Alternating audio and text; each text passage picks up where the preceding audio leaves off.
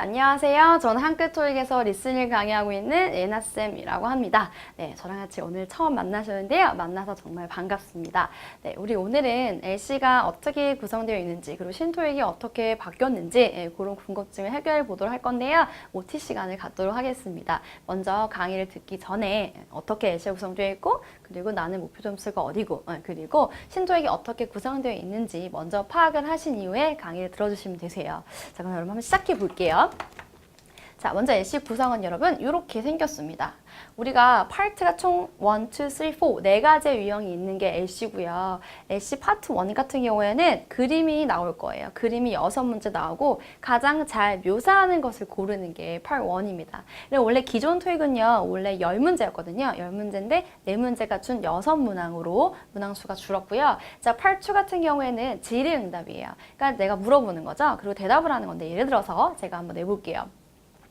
자, 퀘스천이에요. 너 어제 몇 시에 잤니? 그랬어요. A, 9시, B, 우체국, C, 너. 자, 정답 뭘까요? 네, A, 9시. 이런 식으로 질문과 답을 고르는 게 파트예요. 요것이 한국말이기 때문에 여러분 이 정도는 이해하셔야 돼요. 이걸 영어로 들으시는 거거든요. 그게 원래는 기존에 30문항이었는데 25문항으로 5문항이 줄었습니다. 파트는 질의응답이기 때문에 듣고 대답하는 거잖아요. 그래서 시험지에는 아무것도 나와 있지 않고요. 우린 정답만 간단하게 적으시면 되시는 거예요. 자, 그리고 세 번째입니다, 여러분. 자, 파트 3는요. 이제 남자, 여자가 대화를 해요. 그리고 3문제씩 푸시는 거. 그게 이제 기존에는 30문제, 신토익은 39문항으로 9문항이 늘었습니다. 그래서 여러분 보시다시피 8, 1, 2에서 빠진 문항수가 어디로 간 거예요? 네, 3로 간 거죠. 그러니까 우리가 더 어려워하는 부분이 더 어려워지고 쉬워하는 문제는 빠져버리고 그런 개념이에요. 자, 8, 4는요. 혼자서 얘기합니다. 3문항씩. 3문제씩 푸시는 거고요. 혼자서 뭐 뉴스, 일기예보, 교통방송, 안내, 공지, 광고, 설명 이런 식으로 쭉 얘기하고 3문제씩 푸시는 거 30문항, 요 문항 그대로고요. 이렇게 문항수는 변화가 생겼습니다. 1, 2는 줄고 3는 늘고 그리고 신유형이 포함되는 거는 자, 1, 2는요. 문제는 그대로고요. 3, 4만 신유형이 추가가 됐어요. 네. 그래서 그 유형은 제가 저랑 뒤에서 볼 거고요. 그래서 문항수는 100문항 45분 495점으로 이루어져 있는 게 LC입니다.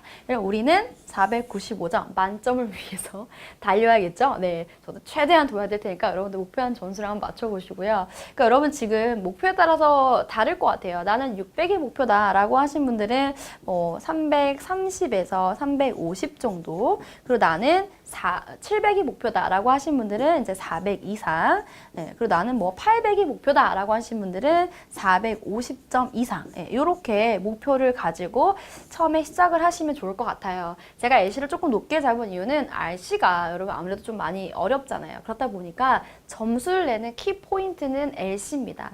LC에서 점수가 나오시지 않으면 총점이 높을 수가 없어요. 그러니까 여러분 그리고 LC가 신형으로 바뀌면서 지금 굉장히 어려워졌거든요. 그래서 예전 LC처럼 생각하시면 큰 코 다치세요. LC가 옛날처럼 만만하지 않습니다. 그래서 날로 계속 어려워지고 있고 빨라지고 있고 페어프렌도 많이 되다 보니까 신경을 좀 쓰셔야 된다고 생각하시면 돼요. 그래서 우리의 총점을 높이기 위해서는 키포인트는 LC 점수를 높이는 거, 최대한 많이 높이는 거. LC를 얼마나 높이느냐에 따라서 여러분의 총점은 달라집니다. 그래서 최대한 높게 받으시는 게 우리의 목표예요.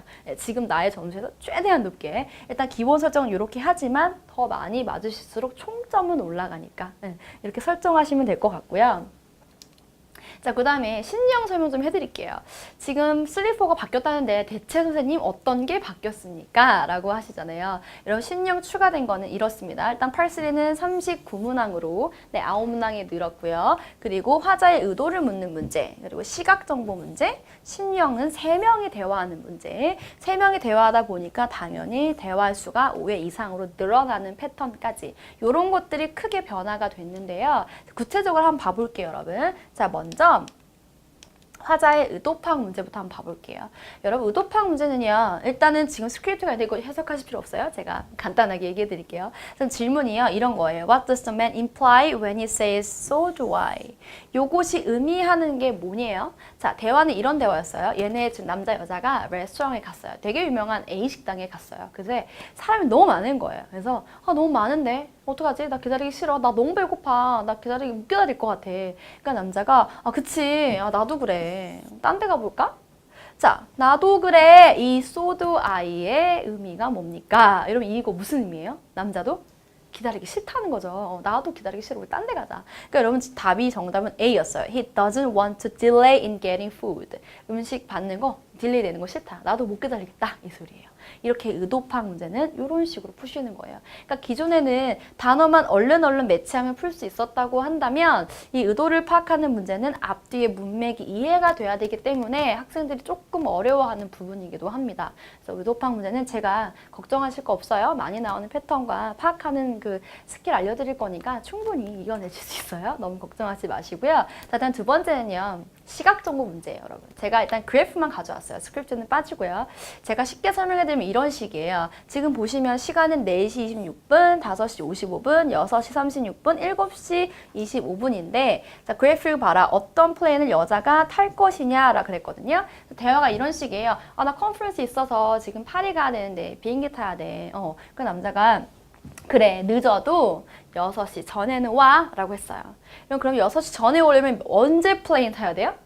그렇죠. 4시 26분 거 타야겠죠? 그래서 정답은 138 플라이트, 정답은 A. 이렇게 푸시는 문제예요.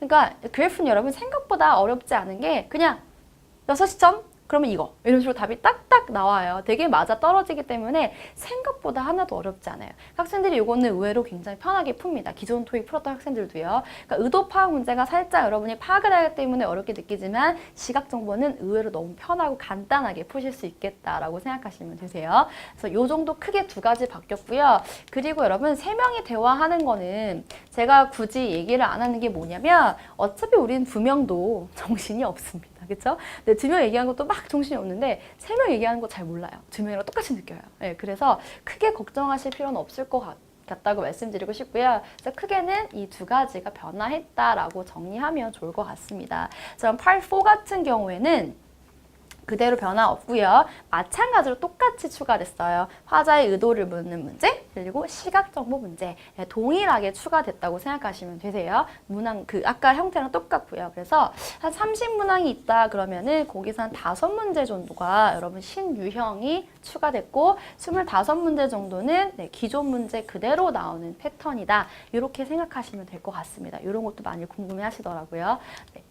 그래서 8, 4, 3, 4는 문항수와 그리고 그 안에 내용, 신유형 추가된 거 그 정도로 정리하시면 될 것 같아요. 그러니까 여러분이 생각보다 많이 그렇게 심하게 완전히 바뀐 건 아니니까 너무 크게 걱정하지 마시고요. 저와 함께 또 신유형 정리하시면서 문제 푸시면 충분히 푸실 수 있으니까 걱정하지 않으셔도 될 것 같아요. 그러면 제가 여러분한테 꼭 당부드리고 싶은 거는 딱 두 가지입니다. 첫 번째로 뭐 하시자고요? 과제 철저히. 네, 과제 여러분 제가 매일 내드려요. 저는 여러분이 한 달 안에, 뭐 2달 안에 무조건 점수를 내야 된다고 하는 주의예요. 그래서 최대한의 내실 수 있도록 도와드릴 건데 그러려면 과제는 무조건 매일매일 철저하게 해 주셔야 됩니다. 그래서 자, 두 번째는 수업 시간에 무조건 따라 읽어주실 것. LC는 하다 보면 되게 지루할 수도 있고요. 멍 때릴 수 있어요. 그러니까 제가 여러분 같이 읽어볼까요? 라고 하면 최대한 많이 따라 읽어주실 것.